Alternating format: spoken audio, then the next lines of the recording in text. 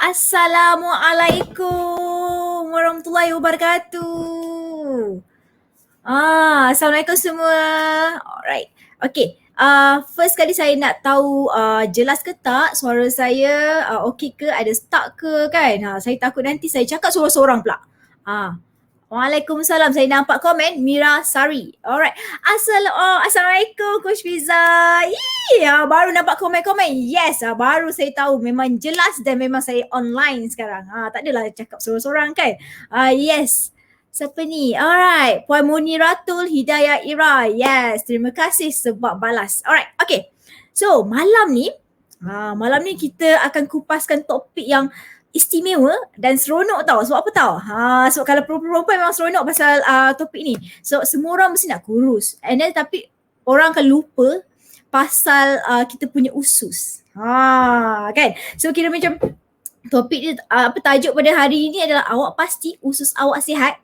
Sebab kita nak tahu sebenarnya bila kita makan, kadang-kadang kita ni sedap kan, makan fast food, KFC, McD, dan kita terfikir tak macam usus kita ni sihat tak? Macam tu kan, usus kita sihat tak? Kita makan macam-macam kan, makan ayam penyet, sambal sedap semua, tapi usus kita sihat atau tidak? Dan malam ni sangat istimewa sebabnya bukan saya seorang, okay? Alright, bukan sahaja Wida Ruzlan yang jadi moderator pada malam ini.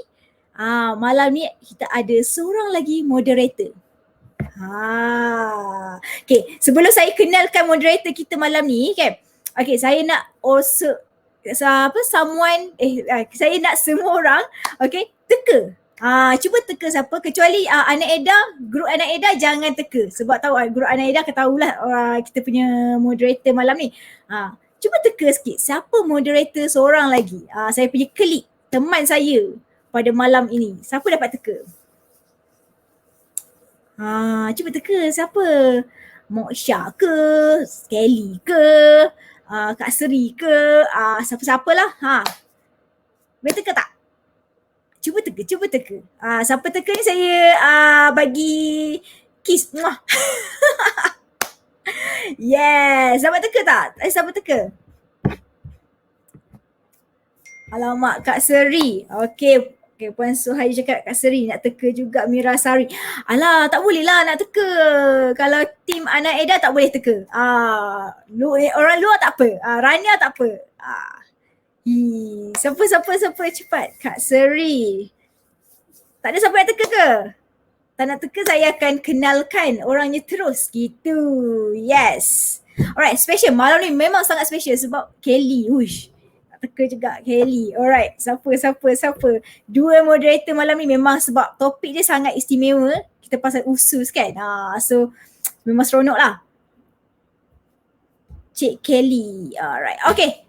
Saya kenalkan terus Saya kenalkan pada malam ini moderator seorang lagi. Memang unik sebab selalunya beliau dia di belakang takbir. Tapi malam ni dia di hadapan. Malam ni dia muncul, dia jadi moderator. Special lah malam ni. Okay, saya kenalkan saya punya klik saya iaitu Hafiz Awi. Tepukkan sikit. Assalamualaikum. Waalaikumsalam Hafiz. Saya nak teka juga boleh? Teka. Dah rasa saya. Aduh. Betul Hafiz. Kak Marjan teka. Alah. Betul. Yes. See? Wow, Hafiz Awi. Memang sangat special tau malam ni. Alright, moderator. Wida Ruzlan sihat? Saya sihat. Hafiz sihat? Sihat, Alhamdulillah. Macam ni lah. Sihat. Lebih sihat. Tengok tu belakang tu penuh dengan jelly gamat, dengan koko, dengan fiber. Wow. Itu stok sebulan ni. Alright. Yes Kak Suhairi. Memang designer tiba-tiba ke depan jadi moderator. Tada. Saya sendiri pun terkejut. Okay. So apa kata tanpa kita membuang masa, kita menjemput kita punya tetamu jemputan pada malam ni? Boleh, kita jemput Coach Suraini. Yes. Ada sound silakan Coach. Assalamualaikum Coach. Waalaikumsalam. Hai Vida, Hafiz. Dah makan sayur? Dah sayur Coach. Takut. Dah, saya makan sayur Coach. Alright. Okay. So malam ni, tajuk kita pada malam ni adalah awak pasti usus awak sihat. Tajuk yang menarik kan Coach? Ya. Awak pasti ke? Selepas saya bersama Coach, saya rasa ada apa sikit lah. Usus okey. Betul. Tu tak Hafiz? Betul. Hafiz makan sayur ke tak tu? Makan, baru lupa makan tadi. Makan Alright. Okay. Hafiz teruskan. Kita nak start sekarang ke macam mana? Hello, check. Okay. Start sikit tadi. Okay Coach. Okay, mengenai pasal tajuk malam ni, awak pasti usus awak sihat. Itu saya tak tanya Coach tau. Saya tak tanya Coach yang soalan tadi. Itu tajuk je. Okay. Untuk soalan yang pertama Coach. Ingatkan Hafiz tanya saya tadi. Itu tajuk. Okay. Untuk soalan yang pertama kan, kita nak tahulah apa kepentingannya, kepentingan untuk kita jaga usus kita. Apa kepentingan kita jaga usus kita? Sebelum tu saya nak tanya Vida. Saya tanya semua orang yang dekat sini, ada lebih kurang 13 orang. Okey, kita ibaratkan sungai, sebatang sungai, dan sungai tu penuh dengan lumpur, tersumbat, kotor. So apa yang akan jadi? Jadi kotor lah, dia tersumbat. So dia banyak penuh dengan kata kotor-kotoran gitu. Ada ikan tak? Ada ikan tak kat sungai tu? Ikan nyawa ikan. Nyawa ikan lah. Nyawa ikan. Okay, so ibaratnya kita punya sistem penghadaman tu sama dengan sungai. Kita ibaratkan macam sungai lah. Right? So kalau katakan sistem perkhidmatan, sistem penghadaman kita, tahu tak sistem penghadaman tu bermula dari mana? So dia bermula daripada mulut kan? Lepas tu sampai ke trachea kita, lepas tu terus turun sampai ke usus besar, usus kecil dan terus dibuang. Betul tak? Jadi kalau kita punya kalau sungai tadi, saya cakap kan sungai dia kotor, kita ibaratkan macam kita boleh bayangkan sebatang sungai yang kotor, lepas tu berlumpur, lepas tu dia tersumbat, lepas tu dengan ada macam-macam benda kat dalam sungai tu kan. Jadi sungai tu dia boleh dia boleh stuck, lepas tu ikan pun tak akan ada dekat situ lah. Dan kalau apa-apa benda yang masuk dekat dalam sungai tu pun dia macam tak boleh nak lalu terus lah macam tu kan. Dia akan stuck dekat mana-mana. So macam tu lah ibaratnya kita punya sistem penghadaman. So bayangkan kita punya usus kita kotor, usus kita sumbat yang macam tadi macam sungai tu. Ada bila kita makan makanan kan, so dia tak boleh nak dihadam, dia tak boleh nak diserap kan.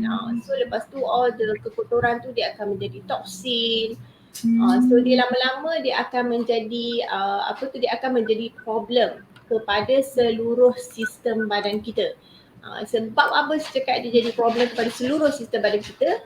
Sebab untuk kita tu adalah kita punya tempat di mana berlakunya penyerapan zat, penyerapan segala nutrien, penghasilan sesetengah jenis hormon, penghasilan vitamin, sesetengah jenis vitamin.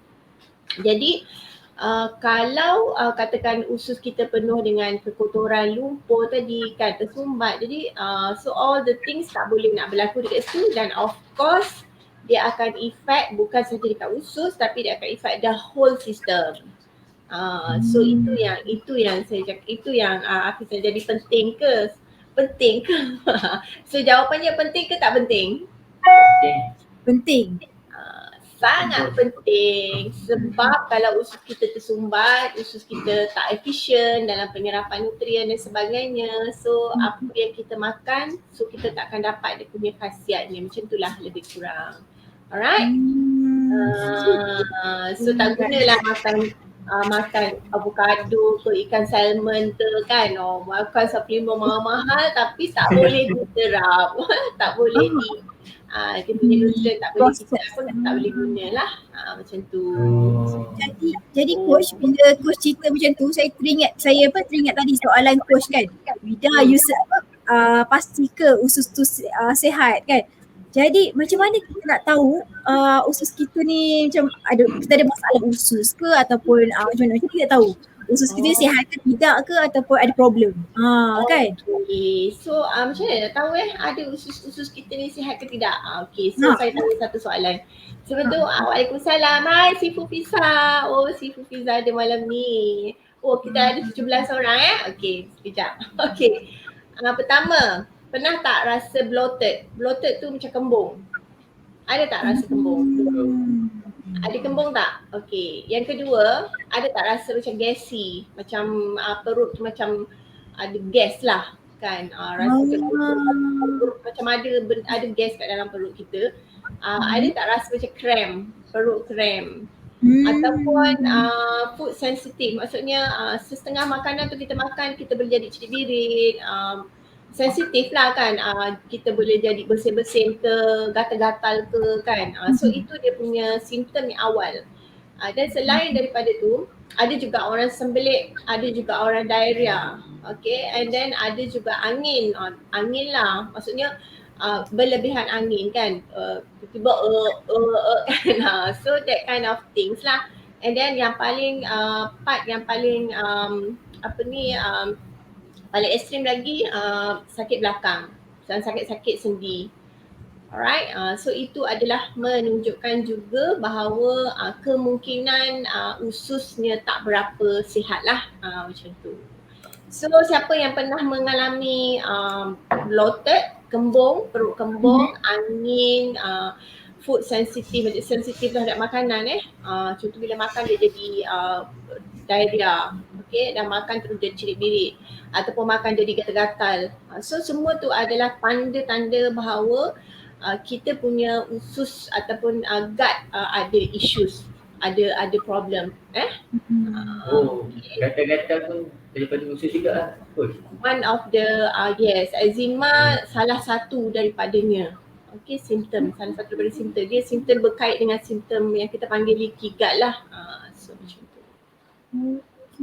Patutlah kadang-kadang bila kita ada masalah kulit, doktor akan cakap jangan, walaupun kita tak sensitif dengan seafood, dia akan cakap jangan makan seafood.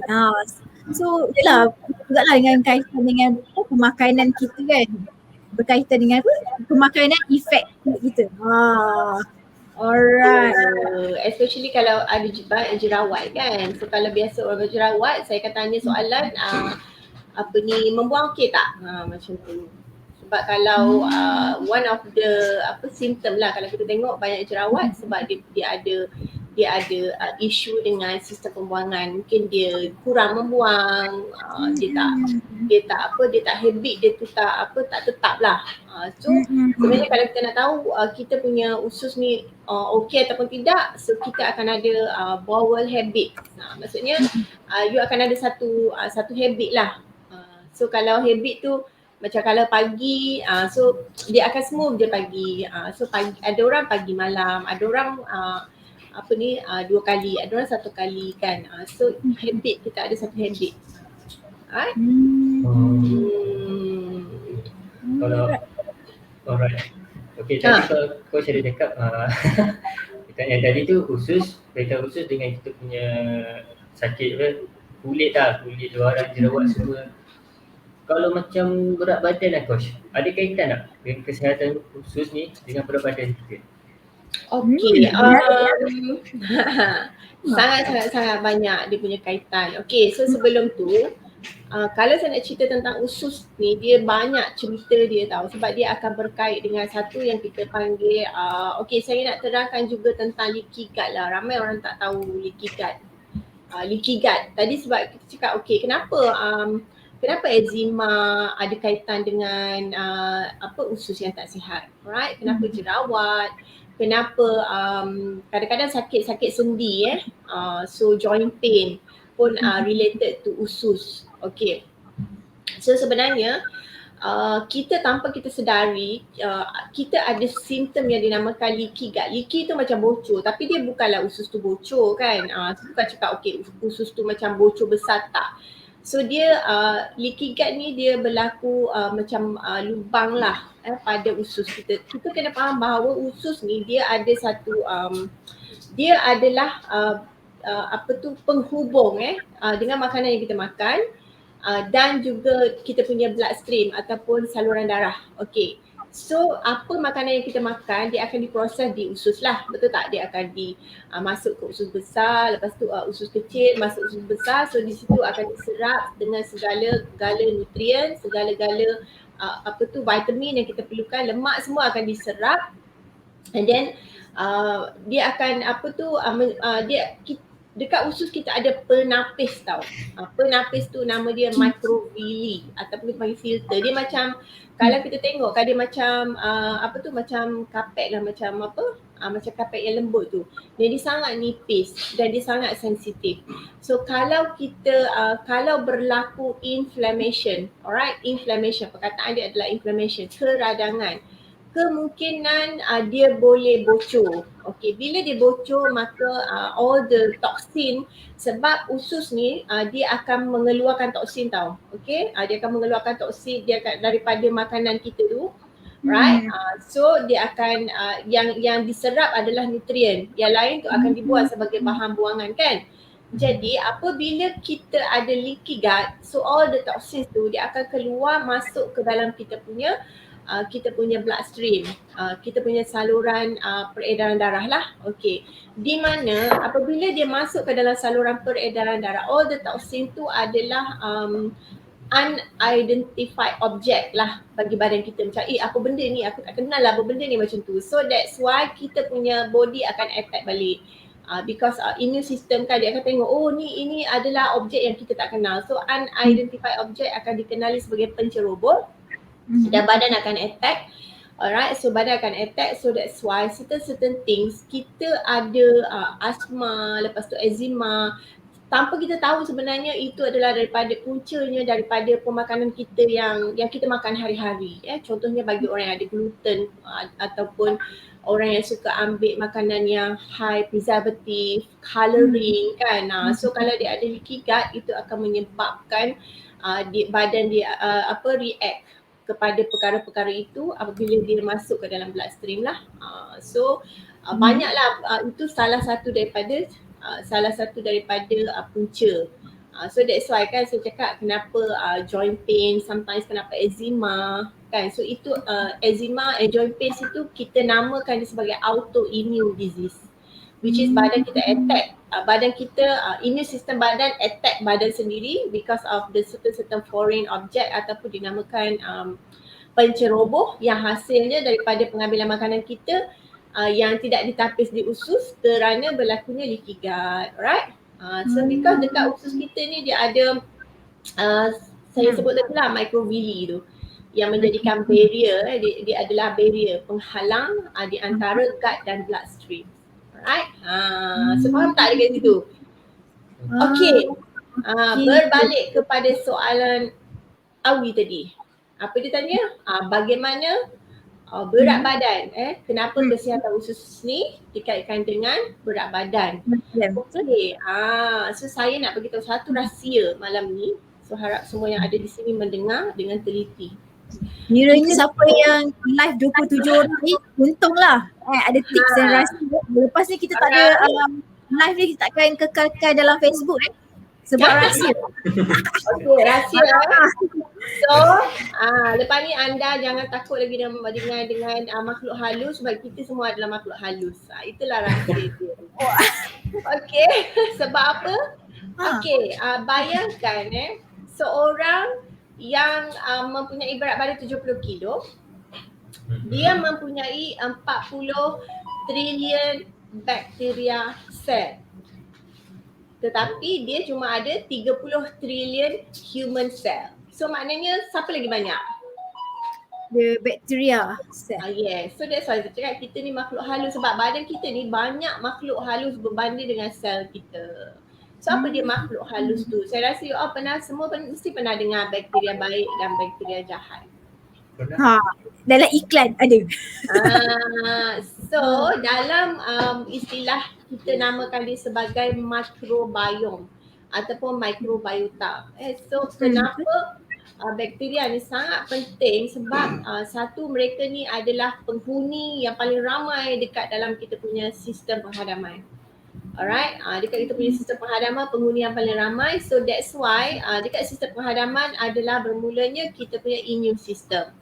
Alright, so kenapa, apa kaitannya dengan berat badan? Okay, bakteria kita ada banyak kita ada, saya cakap tadi kan, ada lebih kurang 40 trilion kalau orang tu berat 70. Kalau orang tu berat 100 kilo, dia punya bakteria lagi banyak. Dia berat dia lebih kurang 3 kilo. Bayangkan bakteria saja berat 3 kilo. Benda kecil-kecil bakteria tak nampak tu berat dia dalam 3 kilo, maksudnya dia sangat banyak. Dan kita sangat memerlukan, right? Kita sangat memerlukan. So, kalau berlakunya ketidakseimbangan, alright? Masalah yang akan berlaku apabila berlaku ketidakseimbangan bakteria baik dan bakteria jahat, alright? So sebab dia ada banyak spesies. Saya rasa ramai yang pernah dengar pasal lactobacillus, Bacillus bifidus kan. So yang itu je you dengar tak? Yang you pernah dengar kan? Sebenarnya ada banyak dia ada banyak. Dan setiap jenis bakteria ini dia mempunyai function yang berbeza. Alright, mempunyai function yang berbeza. Jadi bagi orang yang ada masalah berat badan, so didapati dalam dia punya usus, dia punya bakteria tu dia tak ada banyak dia tak ada banyak jenis, dan jenis yang diperlukan tu dia tak ada. So jenis yang diperlukan untuk function berat badan tu dia kurang. Alright, so kita kena lihat balik pada dia punya pengambilan makanan, cara gaya hidup dia. So that's why the diversity of the bacteria is very important. Dan setiap orang mempunyai bakteria yang berbeza-beza mengikut locality, mengikut dia punya jenis makanan, dan yang paling penting juga adalah mengikut bagaimana cara dia dilahirkan dan susu apa yang diminum. Alright. So bayi yang bersalin normal melalui vagina ibu, dia punya microbiome dia lagi bagus berbanding bagi yang beranak melalui Caesar. Alright, because dekat vagina ibu dia dapat few types of microbiome. Okay. Saya first time dengar ni. Saya first time dengar macam lepas tu apa lagi? Pemakanan. Bayi yang menyusu susu ibu, dia punya microbiome dia sangat berbeza berbanding bayi yang menyusu formula milk lah. So definitely kalau kita lihat, kita tengok kaitan di antara berat badan, kita dapati bahawa mereka daripada awalnya bayi yang menyusu dengan susu ibu amatlah kurang kebarangkalian dia untuk mempunyai berat badan yang berlebihan apabila dia dewasa nanti. So dia ada banyak faktor. Okey, menarik pasal anak-anak ni bila pasal tadi kan kata bila lahir secara normal dan Caesar dia dapat bakteria yang berlainan. So macam okey, tak pernah terfikir pun sebab saya ingatkan yelah kalau ikutkan logik akal saya bukan doktor tapi suka hati. Yelah ikutkan logik akal setiap orang memanglah berlainan, tetapi dikirakan sebab yelah that's why ada macam kata antibody yang berlainan kan. So saya fikir macam tu lah, tapi tak terfikir pula disebabkan ni lah few things macam tu ada beza dia. Macam Masya Allah, macam ada je lah benda yang simple itu kan. Betul.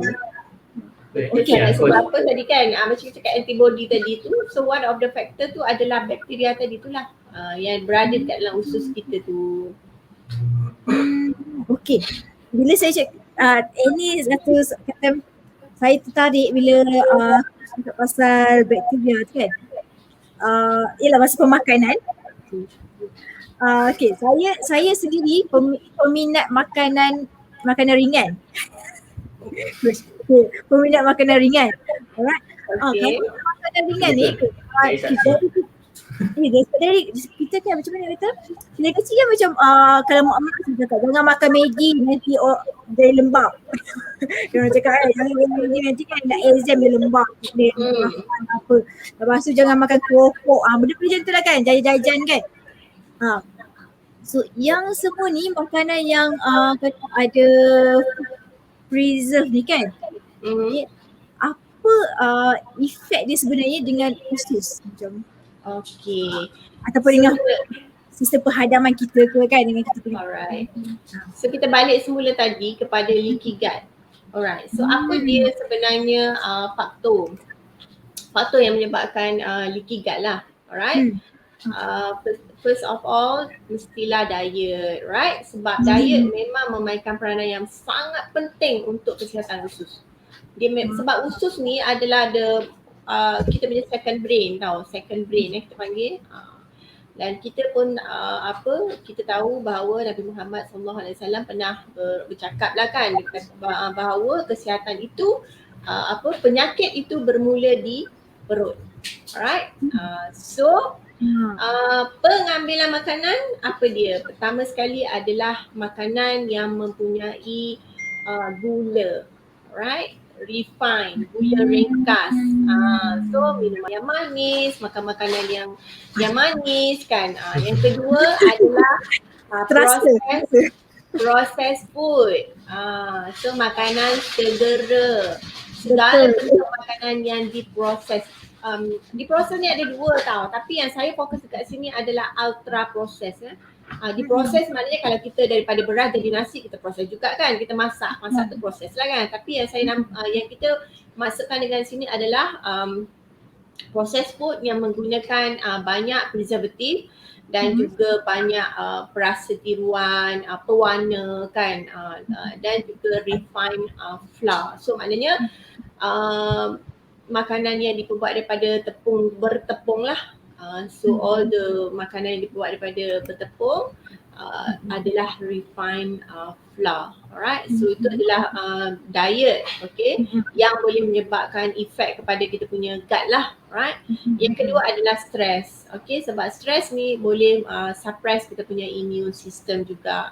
Dan yang ketiga, macam saya cakap tadi, imbalance of the bad bacteria. Okay, so macam mana saya tahu saya ada leaky gut? Macam mana kita nak tahu kita ada leaky gut ataupun tidak? Okay, yang pertama, kalau kita ada multiple food sensitive, maksudnya kita ni tak boleh makan, ini tak boleh makan, makan ni jadi gatal, makanan jadi kembung, jadi perut sensitif kan. So we have so many multiple food sensitivity. So bila kita terlampau banyak sensitif terhadap satu makanan, so kita kena faham bahawa itu menunjukkan bahawa usus kita agak kurang sihat, agak tak sihat lah. Right. Yang kedua, frequent colds and illnesses. Macam kita selalu jatuh sakit, sesama, batuk, macam senang lah. So kita punya immune system kita punya immune system tu tak kuat lah, because kita punya immune system adalah usus memainkan peranan yang penting, the first defense system kita, okay. Lepas tu eczema, rashes, nak naik merah-merah, gatal-gatal. So I mean benda tu baru berlaku lah. Sometimes kalau dia daripada kecil, so mungkin itu adalah satu genetik. Tapi kalau tiba-tiba kenapa dulu okey je minum susu, tak boleh minum. Dulu okey je masuk kacang-kacang ni, tak boleh dah masuk, dah naik jerawat. Okay, dan some of the situation mungkin semput dan sebagainya. Okay, yang keempat adalah headache ataupun fatigue lah, keletihan yang teramat sangat lah. Okay, macam sentiasa rasa letih, walaupun dah makan banyak tapi rasa macam tak ada tenaga. Alright, so itu adalah one of the itu adalah beberapa tanda yang kita boleh tahu bahawa kita ada leaky gut. Ada leaky gut. Menarik. Sebabnya, menarik coach. Sebab apa tau? Bila coach sembang cerita tadi kan, saya teringat yang ada antara kenalan saya, dia ada yang tak boleh makan nasi. Ada saya jumpa 2-3 orang tak boleh makan nasi. Bila makan nasi dia muntah. Ada macam tu. Lepas tu, lepas tu ada pula yang tak boleh makan bawang putih. Tapi saya rasa sebab psikologi lah tu. Sebab dia kata bila makan bawang putih dia akan gatal ke muntah something like that. Tapi pernah lah kawan-kawan kan dia buat test, letak sikit tapi tak perasan dia makan. Okay je, maybe psikologi jugalah. Okay. So tu. Okay, so coach. Hafiz lah tanya soalan seterusnya. Apa dia? Tak sikit. Soalan dari ni tak ada daripada kita punya. Viewers. Sambil-sambil tu viewers boleh tanya soalan juga pada malam ni sebab sangat menarik pasal khusus kita penghadaman, sistem penghadaman kan. Alright. Please. Okay. Patut ringan lah. Okay. Sekejap sambil tu saya baca sikit pasal komen-komen di Facebook. Alright. Kita start daripada ni. Alright. Encik Muhammad Zariman cakap. Coach Zariman cakap patut ringan nampak. Ni yang bagaimana? Ni tadi Yang Wida Rusdan kasih makan makanan ringan je. Oh. Ada. Patut nampak ringan sebab makan makanan ringan. Tak bagus sebenarnya. Alah malu saya. Alright, okay. Mira Sari pun kan sama pula. Kan. Kita pun makan makanan yang ringan kan. Kelly cakap Wida suka keju crunch. Saya dah lama tak makan keju crunch tu. Jangan disebut-sebut. Saya tengah diet. Okay, kita ada soalan ni. Mana soalan ni? Ni. Daripada Mira Sari, dia tanya, Coach, nak tanya macam mana kita nak bersihkan usus dengan cara pemakanan? Okay, so sebenarnya kalau kita dia ada 3 step untuk macam mana untuk kita nak untuk dapat better gut health lah.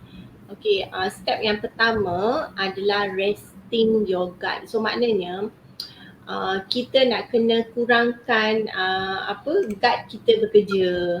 Kita nak kurangkan usus kita ni bekerja kan. So macam nak kurangkan dia bekerja? Siapa boleh jawab? Cepat-cepat siapa boleh jawab? Jawab. Macam mana nak kurangkan usus kita bekerja? Jangan makan banyak. Kurangkan makan. Macam mana nak kurangkan usus kita bekerja? Bagaimanakah? Puasa. Berpuasa. Sebab bila kita puasa, of course kita punya sistem penghadaman kita tak bekerja lah, betul tak? Kalau kita sentiasa makan, so maknanya usus kita punya sistem penghadaman ni tak ada rest, okay? So that's why kita ada 1 bulan puasa iaitu bulan Ramadan. Bulan Ramadan ni sepatutnya adalah bulan untuk kita restkan kita punya usus. Right? Kan kilang pun ada shutdown, betul tak? Betul tak? Ada public holiday. Ada public holiday tapi kita tak ada. Kita punya sistem penghadaman tak ada dah lah. Tak ada public holiday. Lepas tu asyik makan setiap jam. Lepas tu makan pula makanan yang berat-berat. Lepas tu makanan yang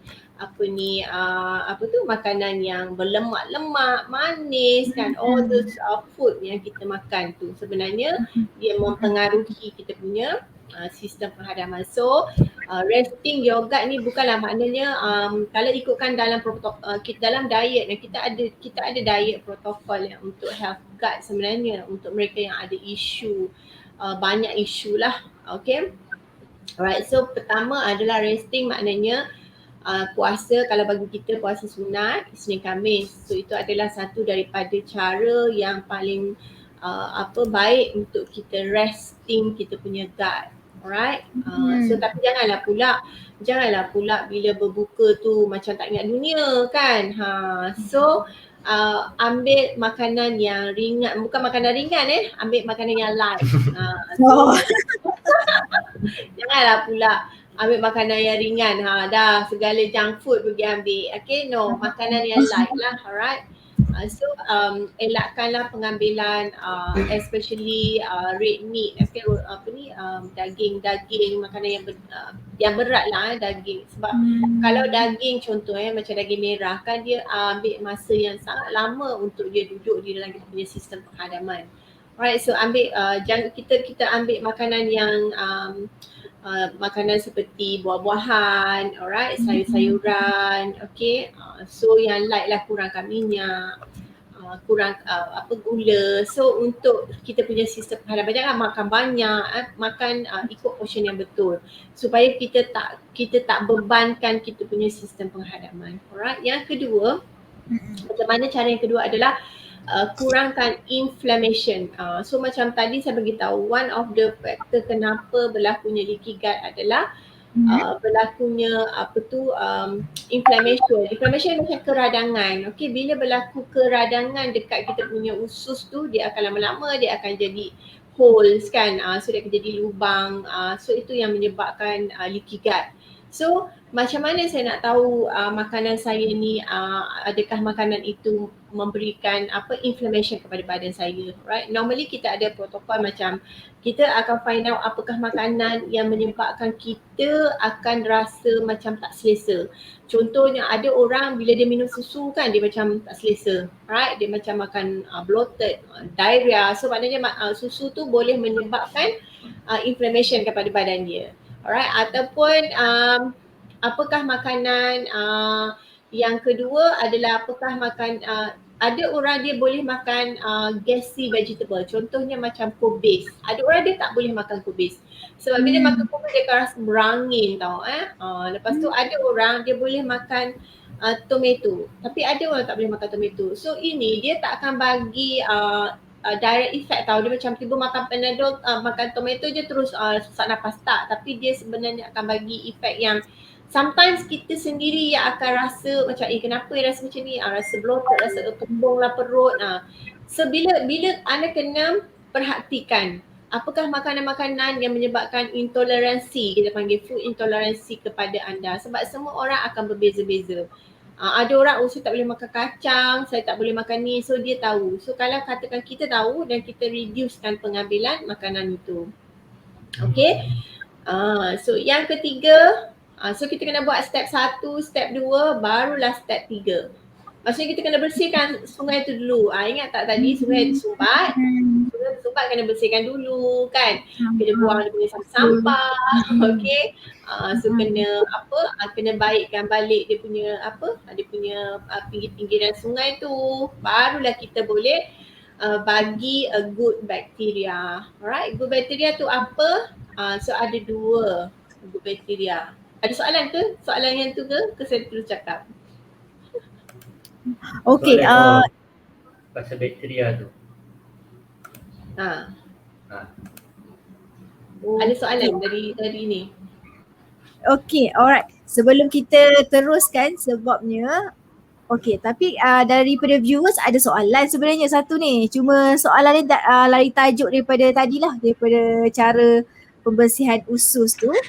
Kan? So dia ada satu soalan di mana daripada Mira Sari ni, coach, satu lagi soalan luar tajuk sikit. Apakah makanan yang sesuai untuk pesakit gastrik? Sebab selalu rasa angin di perut katanya. Okay. So sebenarnya dia tak lari tajuk. Sebenarnya itu adalah tajuk dalam tajuk. Sebab penyakit seperti gastrik, GERD, apa lagi, ulcer, luka dalam perut kan. So itu semua adalah penyakit yang berkaitan dengan sistem penghadaman. Okey, apakah makanan yang sesuai untuk pesakit gastrik? Alright, so bila kita cerita tentang pesakit gastrik, so gastrik adalah disebabkan oleh berlebihan asid di dalam perut. Right, so asid tu kita ada hydrochloric acid yang berfungsi untuk yang berfungsi untuk menghadam makanan kita. Asid tu memang sangat kuat lah. Kalau dia jatuh dekat semen pun dekat lantai semen, so lantai semen tu boleh berlubang. So itu adalah asid gastrik yang ada dalam perut kita. So kenapa orang kenapa bila dia ada gastrik ni? Kerana dia punya ketidakseimbangan asid di dalam perut dia. So apa yang dia boleh makan, kita pernah selalu dengarkan bila gastrik je minum susu, betul tak? Bila gastrik je minum susu. So sebenarnya susu tu adalah alkali. So kita nak neutralkan balik asid di dalam perut kita tu untuk supaya dia tidak berasid sangat. Okey. Yang akan menjadi masalah apabila gastrik itu yang tak dirawat, maksudnya kita tak rawat dia dengan cara yang betul, dan lama kelamaan dia akan menghakis dinding kita punya lapisan perut. So itu yang menyebabkan ulcer. Alright, so itu sebab asid ni dia akan lama-lama dia akan hakis kan. So dia akan menyebabkan luka. Itu menyebabkan ulcer, pendarahan berlaku dan sebagainya lah. Alright, so bila sampai ke stage yang muntah keluar darah, kita keluar berak keluar darah. So itu adalah stage yang paling last lah, right? So apa kena buat? Okay, yang pertama adalah kena ubah diet. Yang pertama, memang kena ubah diet. Kena makan makanan yang tinggi dengan alkali. So tu macam Coach Ajaki yang cakap. Sebab makanan kita banyak sangat yang berasid tu menyebabkan kita punya asid dalam perut menjadi terlampau tinggi. Dan memang dia tak boleh ambil langsung makanan yang berasid. Okay, contohnya apple cider vinegar tu memang tak boleh. So apa-apa yang boleh meninggikan asid lah, citrus fruits, so kita tak galakkan. So ada makanan pedas, makanan bercili, makanan apa lagi, berempah. Okey, makanan yang berempah tak boleh. So makanan dia memang kena banyak sangat ambil makanan yang berakali, seperti banyak makan sayur-sayuran, especially sayuran hijau. Okey, pengalaman saya dengan pasien saya, normally bila dia orang ada masalah gastrik, saya akan pertama suruh dia minum green juice, walaupun dia tak suka tapi dia memang kena minum. Sebab itulah cara yang paling paling untuk dirawat. Yang kedua, dia kena rawat dia punya lapisan perut dia. Kita ada produk kan? Ada tak produk kita yang boleh merawat lapisan perut kita? Ada. Yang ketiga, dia kena increase a good bacteria. Alright, so ini saya nak cerita tentang good bacteria. Apa dia good bacteria? Kita pernah dengar tentang probiotik, prebiotik. Pernah dengar tak? Siapa pernah dengar? Cakap saya pernah dengar. Siapa dengar? Cuba tak sikit. Siapa pernah dengar tu? Minuman probiotik. Sekarang nanti saya buat iklan pula. Tapi saya tak galakkan yang tu. Okay. Saya nak tanya coach pasal tu nanti.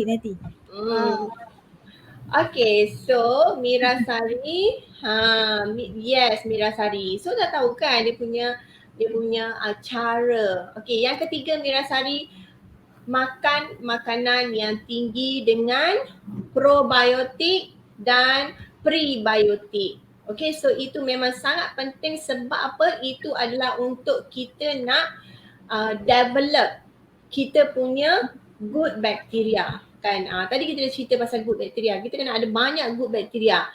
Masalahnya, makanan kita pada hari ini, kita mematikan all the good bacteria, tapi kita menghidupkan all the bad bacteria. Alright, semua pernah ambil antibiotik tak? Pernah. So all the good bacteria die. Okay? Kena habiskan. Alright. Pernah ambil Panadol ataupun antacid, apa saja ubat tahan sakit ke apa semua. Pernah tak? Pernah. Saya pernah. So antacid kita panggil antacid ataupun PCM ataupun Panadol lah, macam tu lebih kurang lah. Nanti brand pula marah saya pula So itu juga boleh mematikan bakteria. And then apa dia makanan yang boleh mematikan bakteria lagi? Yang boleh menghidupkan bad bakteria. Makanan bergula, right? So makanan bergula ni kita ternak bakteria jahat. Kita tak nak. Dengar Hafiz Awi. And then pada masa yang sama, dah lah ternak yang jahat. Lepas tu yang bagus tu dah lah tinggal berapa ekor, you all tak bagi makan dia. Apa makanan dia? Makanan dia adalah prebiotik ataupun serat. Okey. So makanan prebiotik ni boleh dapat dari mana, Coach? Makanan prebiotik ni adalah daripada sayur-sayuran, daripada kita punya buah-buahan, makanan yang berserat lah Makanan yang serat ni adalah makanan kepada good bacteria. Faham tak? Dia adalah makanan. Probiotik adalah bakteria itself. Probiotik tu bakteria yang kita makan terus kita dapat bakteria. Sebab apa kita nak ambil probiotik? Sebab kita punya bakteria baik tu dah sikit, dah tinggal berapa je. Kalau dia berlawan dengan bakteria jahat tu, dia kalah. Sebab dia punya koloni kita panggil. Dia punya koloni tu sikit. Alright? So jadi bagi orang yang ada masalah-masalah yang seperti tadi kan, yang headache lah, frequent colds and illness lah, lepas tu eczema, rashes lah, selain daripada rawatan-rawatan lain, so kena saya memang sarankan sangat-sangat ambil probiotik. Even anak-anak saya kalau demam atau batuk, memang saya akan bagi probiotik dulu. Sebab probiotik adalah bakteria yang akan menjadi kita punya defense system. Kita punya sistem pertahanan. So yang pertama, kalau kita tak pernah ambil, so you all boleh ambil, right? So macam mana ambil? So pergi cari je dekat farmasi, bagi tahu nak probiotik. Okay, that's it. Lepas tu dia kena ada pilih yang lebih daripada 10 bilion dia punya benda tu Alright. Okay, so lepas itu jangan lupa bila kita makan, kita kena ternak dia. Kita nak ternak, kena ambil serat. Alright, makanan yang tinggi dengan serat. So that's why sayur tu sangat penting, serat sangat penting untuk kita nak bagi good bakteria kita hidup. So bila kita ada banyak, okay, sayur sangat penting. Banyak kali saya terangkan sayur sangat penting, alright? All the serat, makanan yang tinggi serat tu sangat penting.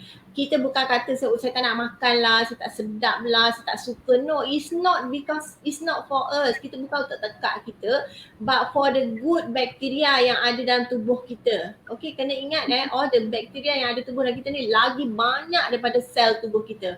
So we need to give them food, alright? Kena ternak.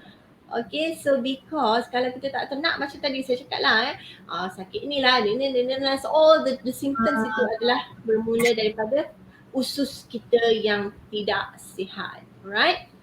So 3 benda tadi yang kita kena buat kan, resting your gut, reduce inflammation, okay? Macam mana nak reduce inflammation? Kurangkan makanan yang junk food, kurangkan makanan pewarna, perasa tiruan, kurangkan makanan yang proses, kurangkan makanan yang bergula, alright? So itu untuk reduce inflammation. Yang ketiga, bila kita dah buat step 1, step 2 dan step 3 adalah kita introduce good bacteria. Ternak good bacteria kita, right? Ambil probiotik, makan banyak sayur untuk prebiotik. InsyaAllah kalau kita punya kita punya usus bagus, kulit cantik, awet muda, alright? And then of course kita punya kesihatan, kita susah nak dapat demam dan sebagainya because our immune system akan jadi akan increase lah. Okay? Okay, alright. So Coach, saya nak tanya satu soalan Coach. Biasa kita macam sakit demam tu, kita pergi klinik kan. So doktor adalah bagi antibiotik ubat tu.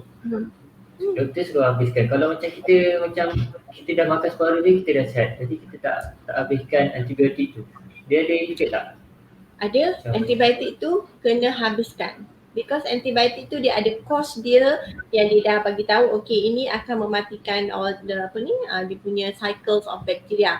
Tapi jangan lupa selepas habis antibiotik kena ambil probiotik pula. Ni biasa kalau doktor dia tak cakap So dia kena saya bagi tahu sebab ini adalah yang memang banyak kajian yang menunjukkan bahawa probiotik ni sangat penting untuk badan kita. Right, sangat penting. So kena pergi farmasi lah, you boleh cari dekat farmasi. Tengoklah mana tahu kau anak Eda besok nak keluarkan probiotik because this is very very important. Saya memang sentiasa ada benda ni dan anak saya jarang makan ubat, jarang makan antibiotik tapi dia selalu ambil probiotik. Okay, probiotik kita bukanlah kena ambil setiap hari, tak. Tapi mungkin once a while, seminggu sekali kita top up kan because banyak benda yang menyebabkan kita punya bakteria baik ni habis, hilang, mati kan. So we have to top up lah, saya panggil top up probiotik macam tu.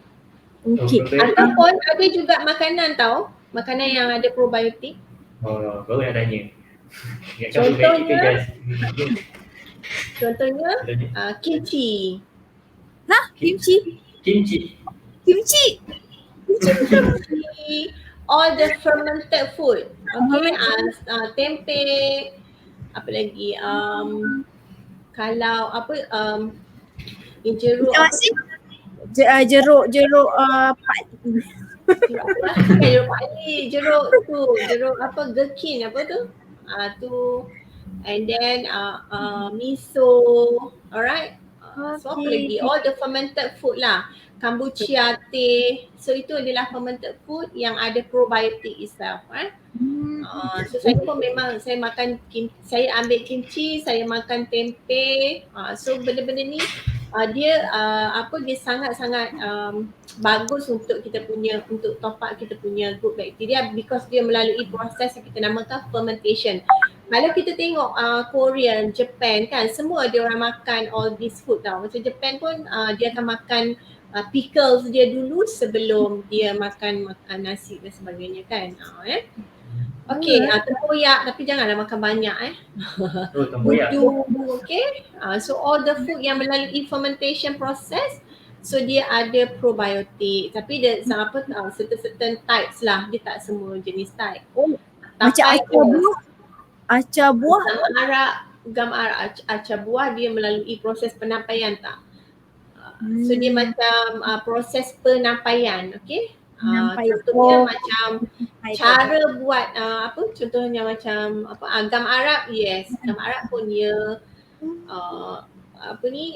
macam buat tempe kan, dia ada benda putih-putih tu yang kita fungus tu, tu adalah dia punya bakteria. So dia ada bakteria. Ya, pickle cucumber tu okey, tapi jangan makan banyak sebab tu of course satu makanan walaupun bagus kita pun tak boleh ambil banyak.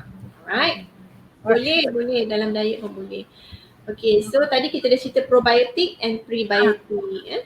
Yes. So saya ada soalan sebabnya saya suka, ada satu masa tu saya suka minum minuman kultur ataupun minuman probiotik ni.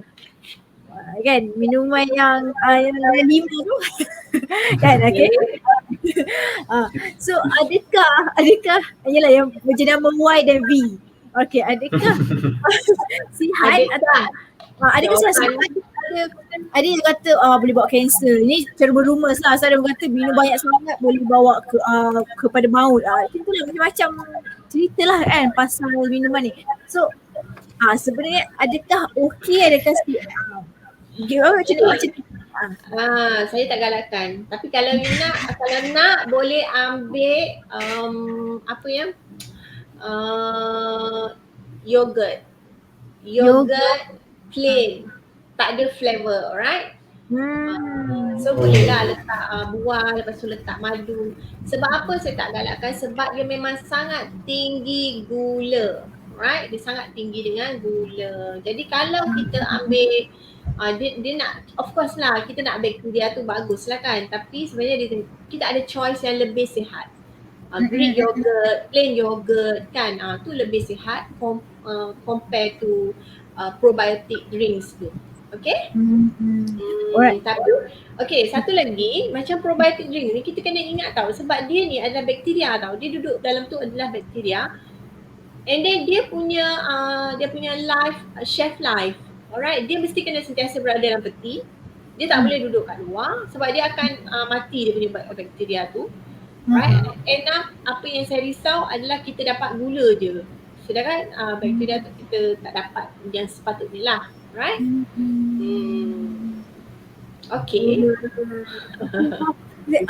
Satu soalan yang saya sebab tu bila coach cakap tadi usus kita kan, bila usus kita tersumbat kan, kita kena bersihkan, berpuasa dan segalanya. Alright.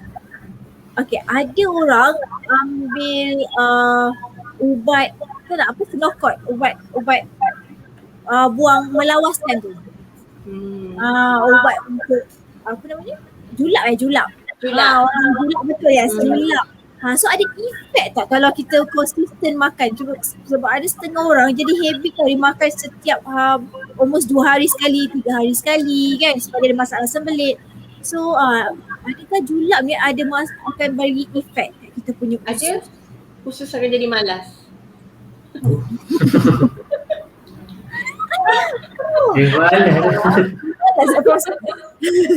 Okay. That's why saya cakap proses untuk pembuangan tu, betul tak? Proses pembuangan tu dia berlaku secara natural. Okay, maksudnya macam mana? Lepas kita makan, dia masuk dalam perut, di perut dia akan dimesin dengan hydrochloric acid, semua tu kan. Okay, dah jadi ketulang kecil-kecil, so dia akan masuk ke usus kecil. Daripada usus kecil tu dia akan melalui proses yang dinamakan peristalsis. Dia bergerak sedikit kan. Peristalsis tu adalah proses untuk menyerap all the nutrient. Kita nak serap sampai sini, dia serap ni sebab all the nutrient akan diserap di usus tau Okay, sini B kompleks, sini dia akan serap lemak, sini dia akan all those nutrient yang kita perlukan, ni vitamin K, semua diserap di usus. Jadi kalau kita ambil julap, so kita sebenarnya menyebabkan usus kita malas untuk bekerja. So dia takkan ada proses peristalsis. Yang peristalsis tu macam dia bergerak sikit kan. So dia terus macam absorb terus keluar macam tu. So jadi yang pertama, dia akan menyebabkan usus kita malas. Yang kedua, kebergantungan terhadap julap. Maknanya kalau kita ambil julap, kita tak boleh pergi bilik air. Kita ambil julap, kita boleh pergi air. Yang ketiga, kemungkinan berlaku kekurangan nutrien sebab dia tak serap all the nutrients tu. Sebab proses tu yang sepatutnya berlaku secara natural di usus, kita paksa dia kan. Right? That's why kita kena minum fiber. Ya, itu yang penting. Kena ambil serat kalau nak nak lancar nak buang dengan bagus. Okey, kena ambil makanan yang tinggi dengan kandungan serat. Okey. 25 ke 30 gram sehari kena ambil serat. Okey. Dengan tu Jibida. Okey guys. Saya nak tanya kenapa kalau macam kita lepas kita makan, lepas tu lepas 5 minit 10 minit kita ke toilet. Benda tu baik ke tak baik sebenarnya? Selepas makan di toilet tu sebenarnya bukan yang baru makan, yang itu yang semalam punya. Sebab dia ada pergerakan di usus, faham tak? Dia ada pergerakan di usus. Maksudnya dia akan menolak benda tu. Bila kita makan, dia tak akan terus proses buang tau. Ada orang kata, kenapa bila saya makan terus buang? Bukan, kita tak buang yang baru makan. So yang buang tu adalah yang sisa-sisa semalam. Alright, dia berada di dalam usus you tapi dia tidak ditolak. Jadi makanan tu dia akan menolak. So menyebabkan bila lepas makan dia terus nak pergi toilet. Macam tu. Alright. So that's why lepas makan pun kalau kita ada isu sembelit, perkara pertama yang kita kena buat adalah berjalan ataupun bergerak supaya berlaku pergerakan di usus kita. Orang yang suka tidur, baring, kurang aktif, of course dia akan ada isu akan ada masalah sembelit juga. Patutlah setiap pagi kalau saya lah minum mesti akan membuang. So dia ada pergerakan sikit. Itu kira baik, sihat lah kan coach? Ya, Dekat lah tu. kena ada bawah habit yang baik lah. Alright. Masa mencuburi kita. Ya Allah, dah pukul 10. Cepatnya. Sebab tadi seronok bercerita pasal pengalaman kan. Pasal kita punya usus. Sebelum kita akhiri kan, ada tak soalan-soalan daripada viewers kita malam ni? Kita tahu juga kan. Sementara kita saja ni, verbal ni, ada apa-apa soalan tak pasal usus? Alright, kita tengok. Kita go through balik komen-komen ni. Play yogurt. Dari mana tadi? Favorite dah ada tapai daun getah. Ustaz ni tapai daun getah. Selalu tapai saja. Lepas tu ada ni Puan Nuraihan cakap tapi manis kadang terlebih. Dia cakap pasal ni kot. Pasal tapai daun getah. Alright. Lepas tu ada yang ramai cakap Yakult, yogurt, Greek yogurt. Lepas tu Yang ni tadi dah ke? yang ni. Kalau saya Masa belum ni. Kalau sayuran hijau yang boleh menambahkan angin dalam perut, okey ke untuk gastrik? Soalan menarik. Kena satu tadi saya dah bagi tahu, kena identify apakah makanan yang boleh menyebabkan kita inflammation tu berlaku, right? Sebab setiap orang dia punya react terhadap sesuatu jenis makanan tu berbeza.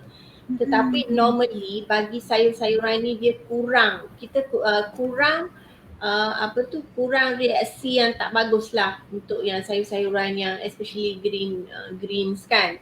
So jawapan saya adalah pertama sekali identify apakah yang dimakan bersama dengan sayur-sayuran itu. Right, sebab kita tak tahu apa benda. Everyone ada difference punya sensitivity. Unless kalau kita buat DNA test. Kalau kita buat DNA test baru kita tahu kita sensitif kepada apa. So bila kita tak buat DNA test, so kita kena cari sendiri apakah makanan yang kita sensitif. Contoh macam saya sensitif dengan grapes. Saya tak boleh makan grapes. Right, sebab saya akan jadi saya mudah kena batuk kalau saya ambil grapes lah. Especially grapes yang warna hitam. Okay, so kita identify, saya tak boleh makan ni, alright? So because everybody dia ada difference lah. Okay, so kita kena identify apa dia. Mungkin gluten, gluten tu wheat lah wheat. Mungkin kita makan tepung ke, makanan yang bertepung tu memang senang sangat menjadikan kita menjadikan kita inflammation lah, right? Yang kedua, ada orang gastrik tak boleh ambil cabbage, ada yang tak boleh ambil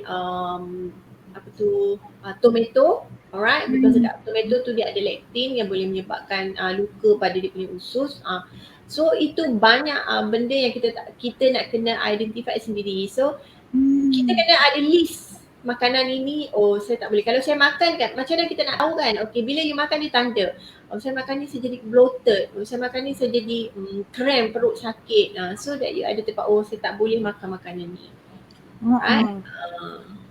Betul-betul macam saya tak boleh macam anak Mira Sari cakap, saya tak boleh tomato. Kalau saya tak boleh mushroom. Kalau mushroom dia tak tahu pening kepala kan. Orang selalu tengok makan mushroom goreng tu sedap kan, tapi saya tak boleh makan mushroom. Saya pun tak faham. Alright. Setiap orang dia ada berbeza-beza. Okay, berbeza-beza. Okay, saya nak share sikit tentang GERD GERD.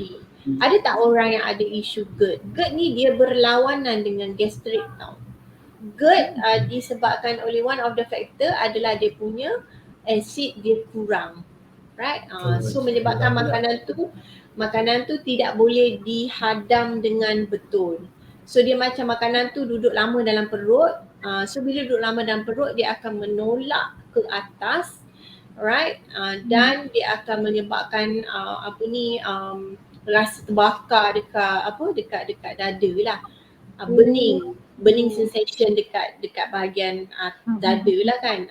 So itu GERD dia punya ni lain. So dia kena ambil banyak banyak yang makanan yang asid. Dia boleh ambil apple cider vinegar tadi supaya dia punya sistem penghadaman dia tu asid tu membantulah untuk menghadam makanan dia.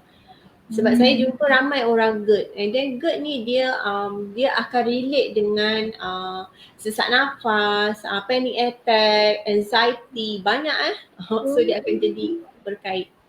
Alright, sebab GERD yang tidak dikawal dia akan menyebabkan panic attack, sebab dia tiba-tiba dia macam macam tak boleh nafas. Dia macam kan Nobak Izura ada history GERD Alright. Okay. Saya first time dengar pasal GERD ni. Ramai orang yang ada isu. So all these things adalah related dengan usus. Jadi sebab itu saya kata jagalah usus anda. Sebab kalau usus anda tu macam sungai yang tersumbat, alright, macam longkang, macam sungai yang penuh dengan kotoran, lumpur tadi tu, anda makanlah sapi harga 1,000 pun anda takkan dapat dia punya kebaikan dia. Alright, because your usus tak boleh serap. Right, your usus tak boleh, you tak boleh nak serap all the nutrients tu. Alright, nampaknya Hafiz terkeluar ni. Alright, okay, thank you Coach. Memang informasi yang padat pada malam ini. Saya suka dengar, saya ralik penuh, saya ambil nota sebab banyak ilmu yang saya dapat pada malam ni dengan Coach. Thank you so much Coach. Alright. Banyak lagi nota saya, tengok penuh lagi saya tak ni. Itu saya banyak sebenarnya soalan saya nak tanya dengan Coach. Adalah pasal banyaklah pasal usus dengan kurus lah, banyaklah soalan kan. Tapi itulah masa menceburi kita. Sekarang dah 10:10 dah lewat malam. Alright, saya say hi to Hafiz. Hai, katanya hilang tadi sekejap Hafiz. Alright, Hafiz okay? Okay. Alright Hafiz. Alright, okay. So, saya terima kasih kepada Coach pada malam ni sebab sudi meluangkan masa bersama kita dan ilmu yang sangat banyak. Alhamdulillah, terima kasih banyak-banyak. Alright, okay. Alhamdulillah, harap boleh jadikan panduan lah. So, for those yang tak makan sayur, for those yang tak nak ambil fiber plus, okay, so tolong jaga usus anda. Alright. Baru nampak pencerahan. Selama ni kita macam tak makan sebab tak sedap. Tapi sebenarnya penting. Sebab apa penting? Sebab penghadaman dan usus kita juga. Sebab selama ni nak makan sedap je. Tapi tak sayang diri, tak sayang usus kita yang bekerja keras. Makhluk halus ya. Jaga makhluk halus anda. Alright. Okay. Terima kasih Coach. Jumpa lagi. Bye. Assalamualaikum semua.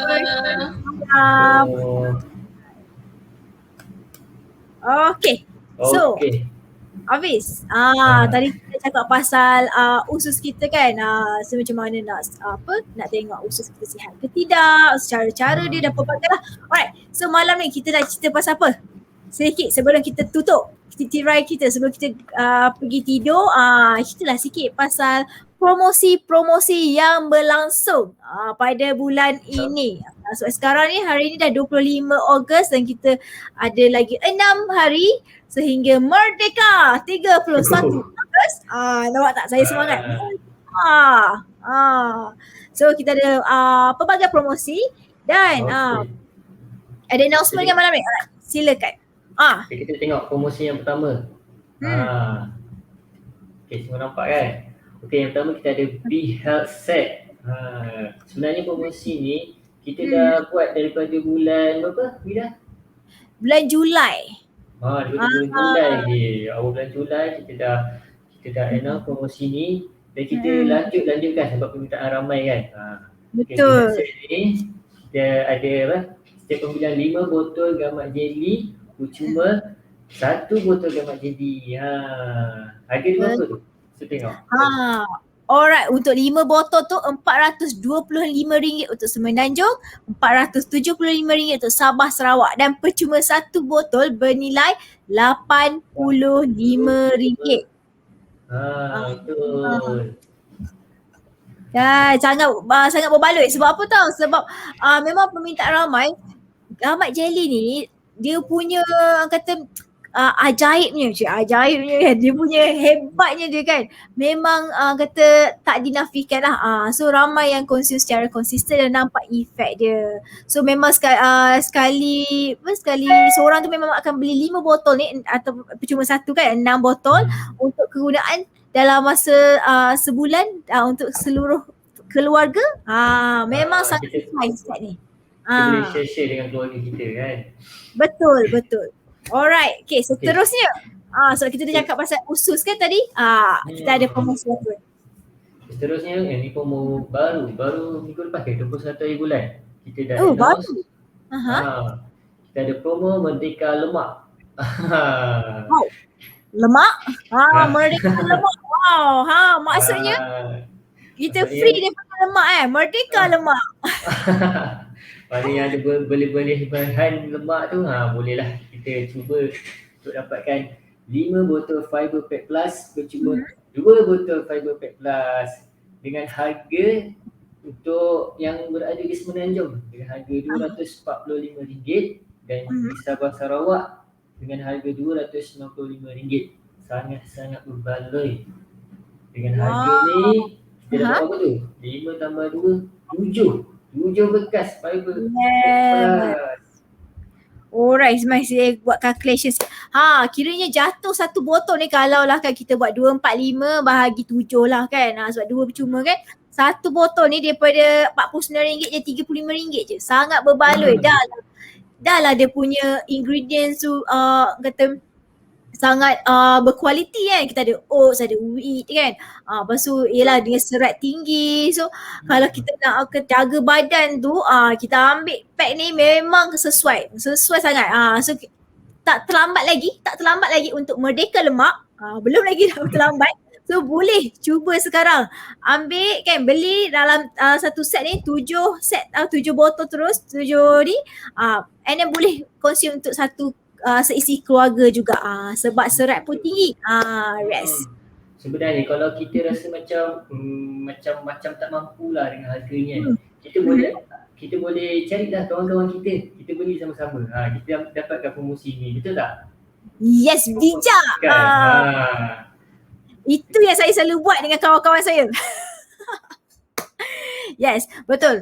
So boleh share dengan rakan-rakan ataupun family members, sesiapa yang nak cuba kan untuk kita buang lemak kan, untuk mengamalkan gaya hidup sihat. Boleh cuba Fiber Pack Plus ni, betul. Promo Merdeka Lemak. Itu yang kita nak. Alright. Okey, lemak. Ada lagi tak? Ada. Istimewa untuk para Rania kita. Rania siapa kan? Mida. Ya, mana satu? Rania tu siapa lah Mida? Oh, Rania. Rania tu adalah rakan niaga. Right? Merupakan rakan niaga kita, rakan niaga anak Eda, di mana rakan niaga ni berpeluang untuk bagi sikit ni, tunjuk sikit tentang kelebihan jadi Rania. Ya.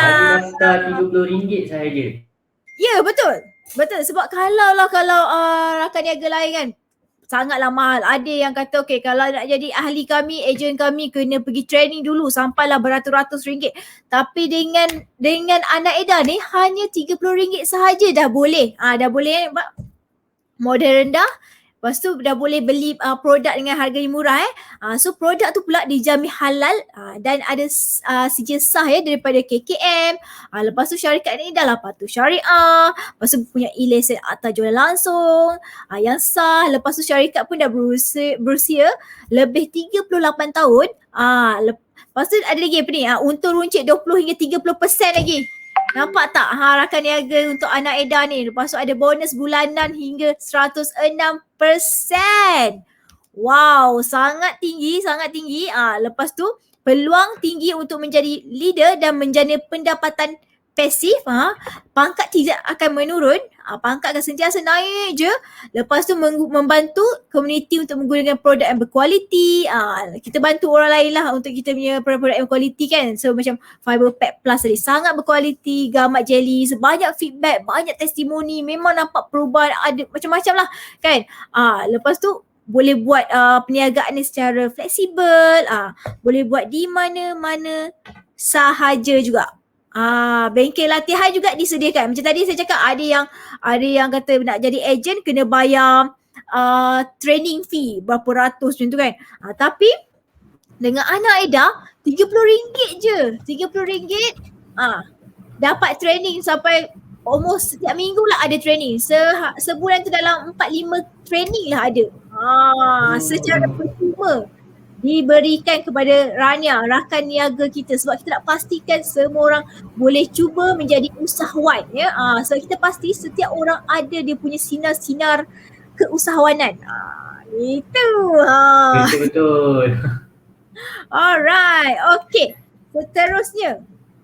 Saya dah jawab persoalan Hafiz tadi. Siapakah Rania? Ni Rania kita. Kelebihan pun banyak kan.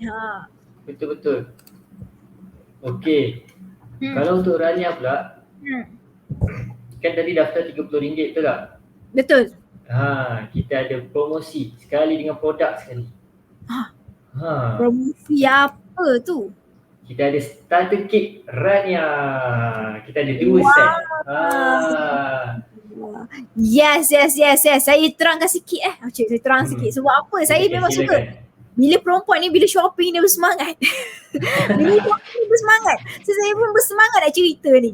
Alright, okay, kita ada 2 starter kit. Okay, satu starter kit untuk penjagaan muka seri wajah kita bersama Gamat. Gamat kan, dengan anti-aging kan. Kita nak kulit kita tegang untuk kita memperbaharui sel-sel kulit kita.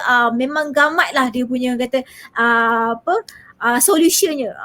Okay. So dalam set ni ada hand and body lotion, di mana memang rata-rata orang suka hand body lotion kita sebab wangi. Dan bila pakai tu memang melekat kat tangan kita ni. Melekat kan, orang kata bawa apa tu? Kan sambil-sambil buat kerja tu nanti orang sebelah tanya bawa apa tu? Kita punya hand body lotion. Lepas tu kita ada anti-aging serum, lepas tu ada facial cleanser dan juga moisturizer. Moisturizer ni banyak feedback orang feedback kata kadang-kadang tu ada rasa kulit tu gatal, letak kita moisturizing cream dia soothing, dia tak gatal sangat. Dah tak gatal lah, kurang gatal macam tu. So memang berbaloi-baloi sebab apa? Harga set ni sebenarnya kan semua ni harganya adalah berapa ni? RM109 set ni. RM109. Lepas tu kalau kita bayar ini harga Rania tau, RM109. Lepas tu kena bayar harga Ali tu RM30. So jadinya lebih lah tu. Kan lebih. Tapi kita ada diskaun RM20 dapat RM119. RM119 bersama ahli. Memang murah. Tidak, memang worth of like 150-140 tau sebenarnya kalau bukan Rania. So ini dah jimat tu, banyak sangat jimat. Lepas tu kita ada satu lagi starter kit Rania, di mana kita percaya satu pack ni untuk seorang pakai, seorang pakai dan boleh tahan lebih kurang setahun sebenarnya dalam 300 kali. Alright. So kenapa kita buat 4 ni? Kita boleh share-share dengan kawan, boleh jual terus sebab kita percaya memang yang ini best seller. Kalau sekali pakai memang nampak efek dia dalam seminggu 2 kan. Mesti memang suka, memang jatuh cinta, memang akan jual kat kawan-kawan. Mesti ni rasa macam bukan nak kata jual, kita nak bantu kawan. At least kita kata you kena try yang ni, you please try. Mesti orang akan jatuh cinta. That's why kita put it as a starter kit sebab kita percaya orang mesti jatuh cinta. Tak percaya try dulu. Boleh try RM930 sekali ahli. Memang harga ni berbaloi-baloi sebab harga asalnya RM390 satu. Tu saya cakap memang ini memang orang memang suka sebab bila try satu mesti akan beli untuk suami satu kan, untuk mak satu, untuk ayah satu kan. That's why dah perfect dah. Saya cakap that's why saya cakap ini memang sangat berbaloi, that's why kita letakkan sebagai starter kit. Alright. Oh, tak betul tu. Rugi kalau tak dapatkan sekarang. Dapatkan sekarang. Rugi. Semakin kata sementara stok masih ada tu satu. Sementara kata yelah apa kata kita ada promosi dia kan. Rugi kalau tak ambil tau. Alright. Ada lagi tak announcement?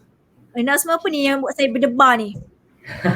Kita nak announce pemenang Sarigamat Reels Challenge. Betul. Kita ada kita telah adakan dalam bulan Julai kan? Dalam bulan Julai. Siapa yang beli, ada yang beli set behel set tadi. So kita adakan challenge di Instagram lah. So kita dah pemenang. Dah ada? Nak drum roll. Okay, drum roll lah saya buat. Kita mula dengan nombor 3 dulu lah. Boleh. Nombor 3 dia dapat menang apa? 3 menang apa? Kita tengok dulu siapa pemenang dia. Drum roll sikit. Yes. Kecil. Kan drum roll macam bum bum bum. Ini dia pemenang nombor 3 Sarigamat Reels Challenge. Alright.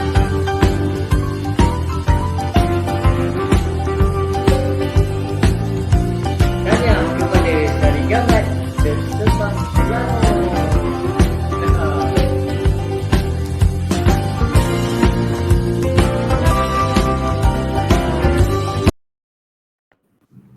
Alright. Nombor 3 kita. Alright, tahniah sebab apa? Pemenang yang ketiga mendapat RM30 e-purchase. Alright. Okey, kita teruskan dengan pemenang nombor 2. Yes. Naik berjuara lah orang kata, naik berjuara. Naik juara. Drum roll. Naik berjuara Sarigamat Reels Challenge. Boleh ke internet saya stuck ke ataupun Hafiz yang stuck? I need somebody who can love me at my worst. No, I'm not perfect, but I hope you see my worth. This is all. Situ every time. And on my eye. 1, 2, 3. Yes, betul. Tahniah pada Cik Fairul Aniza kan? Ada 1, 2, 3. Betul. Tahniah. Okey, nombor 2 ni dapat apa? Okey, nombor 2 dapat, mesti check balik. Pemenang kedua mendapat RM50 e-purchase. Banyak tu. Boleh beli apa tu? Wow, boleh beli apa? Fiber pack boleh, koko boleh. Macam bayar RM50 tu. Alright, okay, yes. Alright. Ini dia. Drum roll. Juara sulung Sarigamat Reels Challenge. Cepat.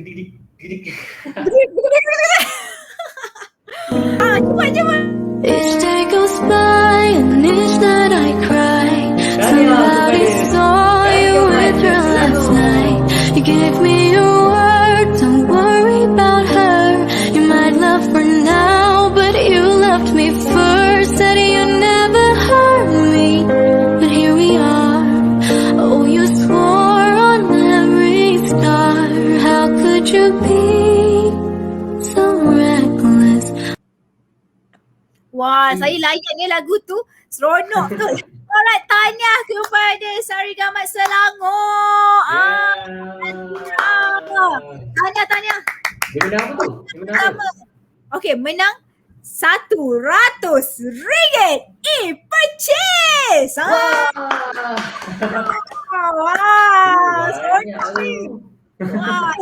hebat kita. Alright, terima kasih kepada semua orang yang join kita punya Reels Challenge sebab semuanya hebat-hebat sebenarnya. So kami sebenarnya menghadapi kata cabaran untuk memilih pemenang kan 1, 2, 3 ni. Kan. Kita pilih siapa yang betul-betul ikut kriteria yang kita telah tetapkan. Betul. Siapa yang tak ikut tu kita dari je awal-awal. Siapa yang tak ikut tu.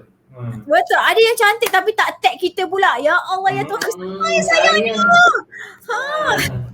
Kan? Alright.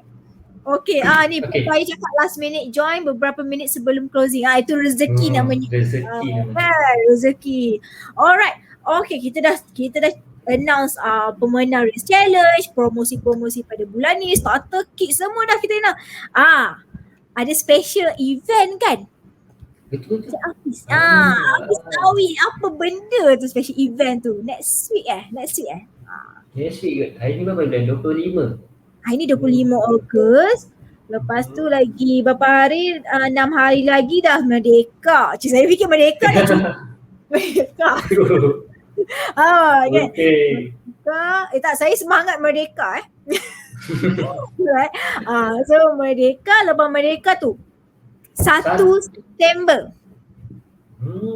Kita ada apa? Kita ada apa tu? Okay, silakan. Okay, pada 1 September, Hafizawi, kita akan adakan satu event yang meletup-letup pada jam 12 tengah hari. Okay, so dia merupakan event melalui Zoom untuk rania-rania kita, alright, okay, iaitu kita punya soft launch of the new Sari Gamat look. Macam mana? Macam tukar. Yes. Macam tu. So the whole look, everything gonna change and we gonna reveal in that event. Okay, event tu kita akan reveal, kita akan tunjukkan lah kan apa benda, konsep apa, macam mana, nampak lah apa benda, logo macam tu lah. Tak tahulah, the look lah, everything lah kan. Semuanya pada 1 September iaitu Rabu depan. So stay tune sebab apa? Zoom link tu akan diberikan dalam grup-grup Rania lah, okay? Dalam Facebook kita, dekat Telegram kita, dalam grup WhatsApp kita, ya. Kan. Alright. Alert okay. Yes, alert. Datang. So apa? Kita buka dalam untuk 400 peserta. Okay. Alright. InsyaAllah kita akan bagi ni lah penghantaran SMS ke WhatsApp macam tu lah, okay, kepada semua rania-rania kita. Alright. Okay, itu sahaja kita punya sesi pada malam ni. Cakap-cakap announce sekarang dah 10.30, 30 minit kita announce. Itulah. Macam-macam. Alright. So sebelum tu saya nak remindkan kepada semua master of the house, alright, esok akan ada training BAE step 2. Okay, ini adalah action plan lah lepas kita jadi master of the house kan, kita dah buat dah panggil recruit orang kan, rania baru semua. So apa yang kita perlu buat? Apakah action plannya? Iaitu akan diadakan esok lah, training esok oleh Sir Rahman kita yang kacak lagi menawan itu ya. Akan buat training lah untuk kita punya step 2 BAE. Alright, itu sahaja pada malam ini. Hafizawi, ada apa-apa kata-kata pada malam ni? Sebab special selalunya Hafiz depan. So malam ni special. Saya bagi laluan lah biar dia bercakap. Tak ada apa nak cakap lah. Dia tanya, awak pasti usus awak sihat? Yes. Alright, so malam ni sebelum tidur fikir balik, awak pasti usus awak sihat. Itu saja dari kami. Saya Widya Rizlan. Saya Hafizawi. Terima kasih kepada semua yang menonton. Yes, terima kasih. Jumpa lagi next week. Alright, bye-bye. Selamat malam. Next week tak jumpa saya kot. Assalamualaikum. Kena vote. Siapa yang nak Hafizawi? Okay, bye. Bye-bye semua.